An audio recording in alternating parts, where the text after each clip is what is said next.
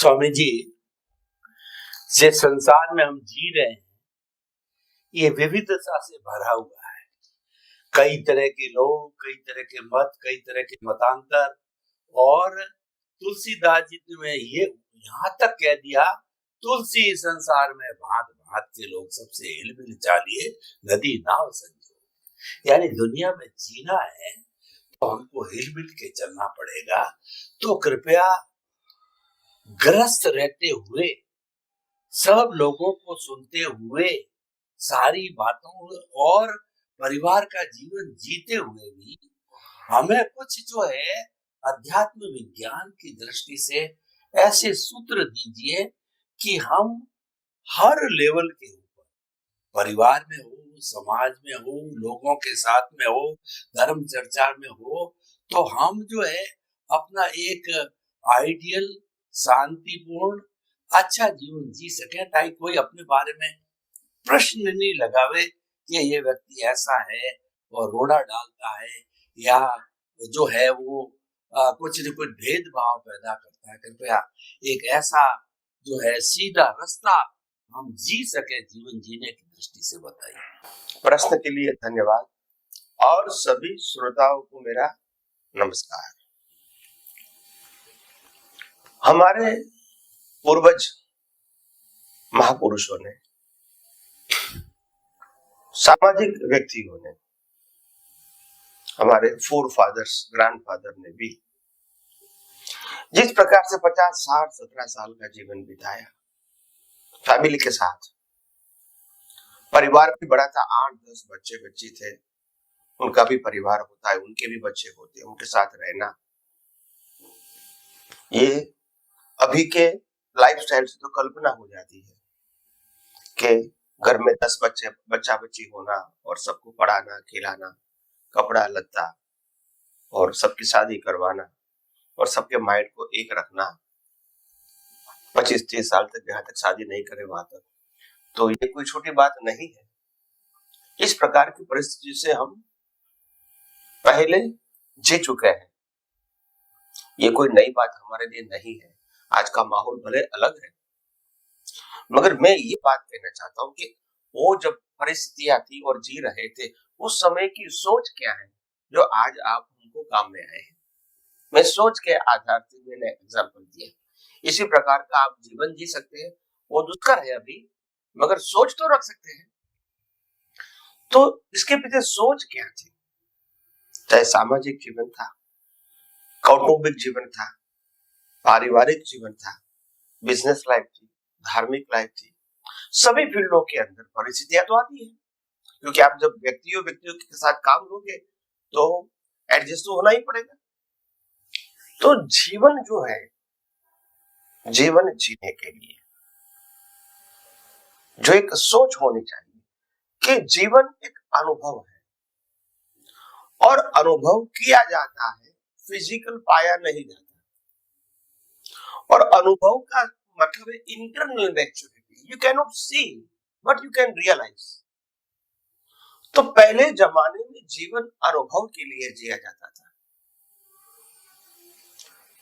चाहे पारिवारिक जीवन है, चाहे हस्बैंड वाइफ का जीवन है, चाहे बड़ी फैमिली का जीवन है, चाहे सामाजिक जीवन है, चाहे धार्मिक जीवन है, चाहे धर्मगुरुओं का जीवन है, सभी जीवन में इंपॉर्टेंट था एक्सपीरियंस और अनुभव की मैच्योरिटी, इसकी बहुत वैल्यू थी। और उसीलिए इस जमाने में जब घर का मुखिया होता था, वो चाहे कितना कम या ज्यादा पढ़ा हुआ है, फिर भी उनके वारसदार जो बच्चे और उसके बच्चे जो पढ़े लिखे होते हैं, वो भी उनकी सुनते थे। उस समय ये नहीं कहते थे कि आपने तो कुछ पढ़ाई नहीं किया है तो आपको क्या मालूम। वो सब्जेक्ट नहीं था, क्योंकि अनुभव सब्जेक्ट और एजुकेशन नॉलेज वो दूसरी अलग बात है। जीवन अनुभव से जिया जाता है। जीवन से किताबों के नॉलेज से ही नहीं जिया जाता है। किताबों के नॉलेज से शायद हमको एजुकेशन से डिग्री मिलेगी, शायद जॉब मिलेगी, जीवन जीने का रास्ता नहीं मिलेगा। ये बात समझनी पड़ेगी। एजुकेशन या डिग्री से भी जीवन जीने का रास्ता नहीं मिलेगा, और अगर डिग्री से हम ज्यादा पैसा कमाएंगे तो भी जीवन जीने का रास्ता नहीं मिलेगा।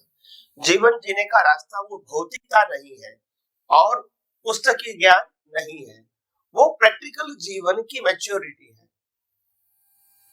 जो हर परिस्थितियों में वो अनुभव आप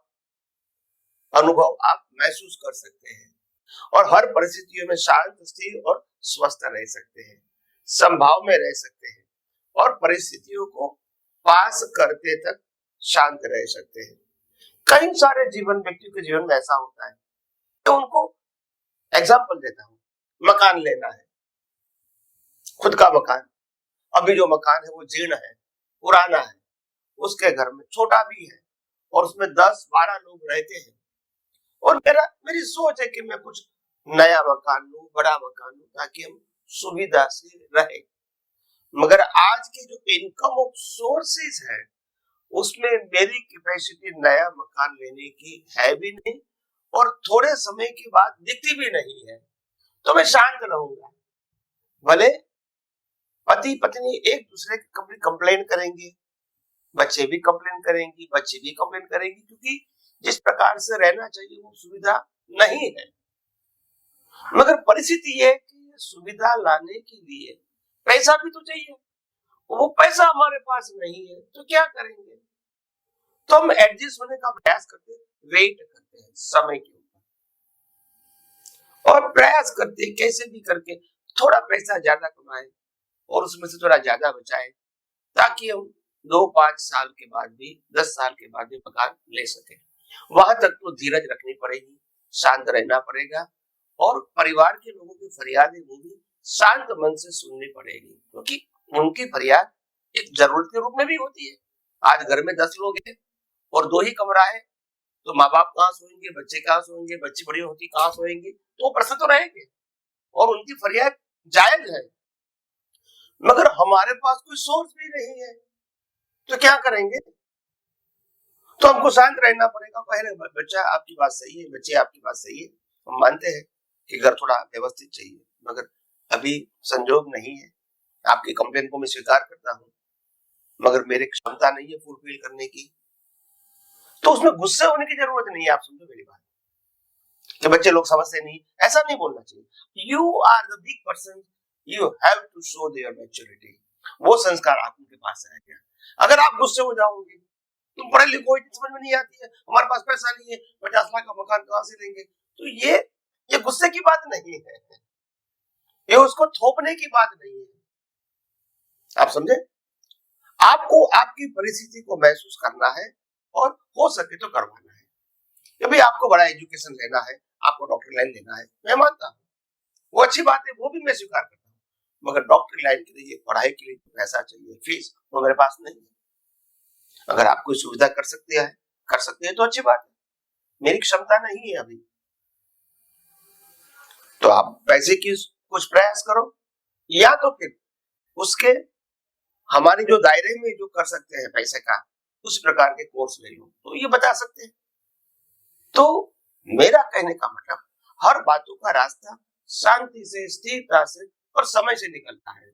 हमारे आज के प्रयत्न से रिजल्ट आएगा ही, वो जरूरी नहीं है, और जब रिजल्ट नहीं आएगा वहां तो कुछ न कुछ सुनना भी पड़ेगा, because you are the big person, और वो आपके ऊपर अपेक्षा रख के बैठे हैं, और इसीलिए वो आप फुलफिल नहीं करोगे तो उनकी जरूरियात के आधार से वो कंप्लेन भी करते रहेंगे कि आप इतना भी नहीं कर सकते, मगर वो हमको उनकी कंप्लेन नहीं देखना है। आप समझो, हमको ये समझना है कि परिस्थिति ऐसी आ जाए, ऐसा हम प्रयास करते रहे और थोड़ी शांति और धीरज से काम लें। तो ये जो पहले क्षमता थी वो आज के लोगों में नहीं है, बड़े में भी नहीं है, युवाओं में भी नहीं है। आप समझो, पिताजी फटे कपड़े पहनते थे, पुराने कपड़े पहनते थे और बच्चे को नए कपड़े देते थे और बाहर से वो खुश रहते थे, क्योंकि उसको मालूम है मुंह के ऊपर भी निराशा नहीं दिखनी चाहिए, नहीं तो उसके इंप्रेशन समाज में और परिवार में गलत जाएगी।